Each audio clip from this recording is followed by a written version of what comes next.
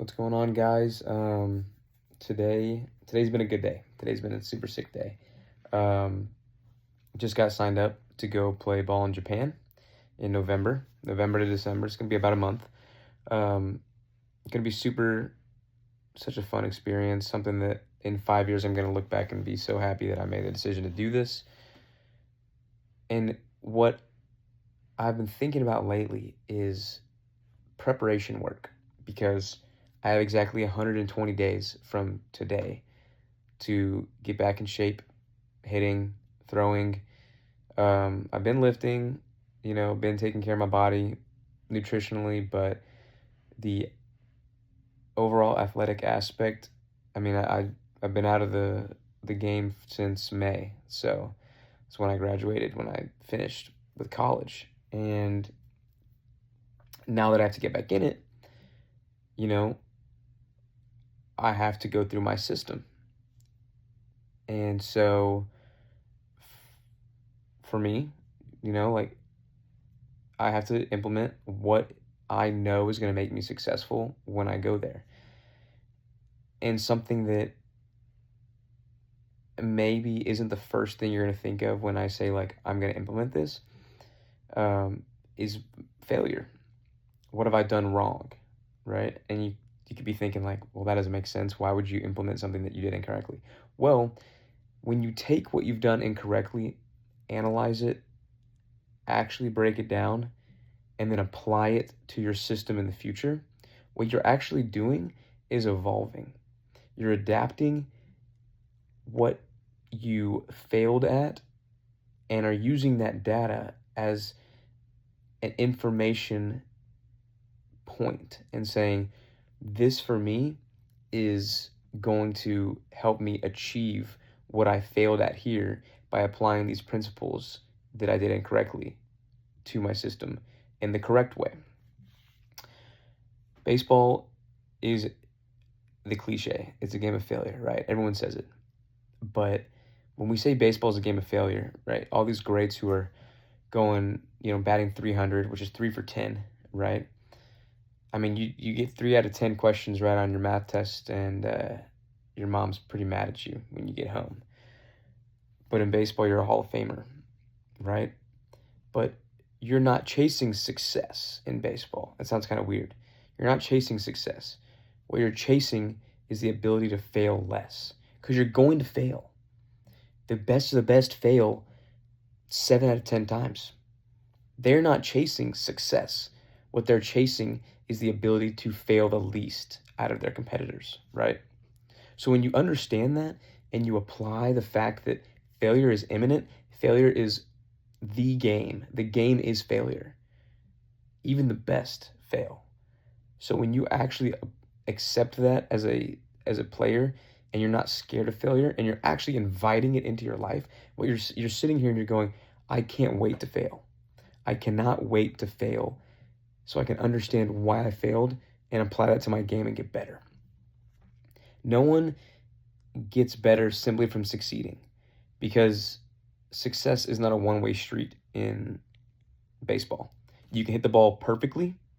You can hit it super hard. You can take the best swing ever, and it's an out. You take the worst swing ever, it's a base hit, right? So success is a spectrum, because what is success? Is it getting on base? Is it hitting a homer? Is it winning? Like, there's so many different levels to this success, right? But in reality, you shouldn't be chasing success as a metric. You should be chasing the ability to fail the least. And the way you're going to fail the least is by failing the most and learning, not just failing, but learning from the failure. Because one thing that I have learned through this is, when you're scared of failure, you're scared to actually give your entire output, right? If failure is always on your mind, you're never going to be bold and be confident in your abilities, right? Because you're scared of messing up. When you should know you're going to mess up. When you go into a game, you shouldn't have the mentality of, I hope I don't strike out. I hope I don't make an error. okay? Are you going to try to strike out or make an error? No, that's not what I'm saying. But what I'm saying is if you go up to the plate with the mentality of trying not to do something versus believing in yourself and believing you're going to succeed, you're not going to be successful because you're already putting these negative thoughts, this negative self-talk in your head. It's so mental. It is so mental. And you have to be fortified. Your mind has to be a fortress. You can't let the highs get too high, the lows get too low. You have to stay constant and go, yep, that was a good at bat. Didn't get the result I wanted, but next at bat, we're going to go, right? Or hey, I made an error, but I know what I did wrong. Next play, I'm going to make. It's all about the perspective of failure is an opportunity. Failure is a good thing. Failure is data. Failure does not mean you're terrible. Failure does not mean that you're going to fail again the same way, right? You want to fail better. That's a big thing. Failing better, right? When you sit here and fail, if you fail over and over doing the same thing and you're not changing, that's the definition, and you're expecting a different result, that's the definition of insanity. Doing the same thing over and over, expecting a different result, right? There's also levels to failure. If you sit there and fail and then take that failure and apply it again and then fail better the next time, because you're going to fail again. But if you fail and you made a little bit of progress, you failed better, you're on the right track to using failure to your advantage and not using it as this detriment to your self-confidence or your belief that your talent is good enough, right? I mean, the best of the best will have 4 strikeout games, and the best of the best will have 3 homer games, right?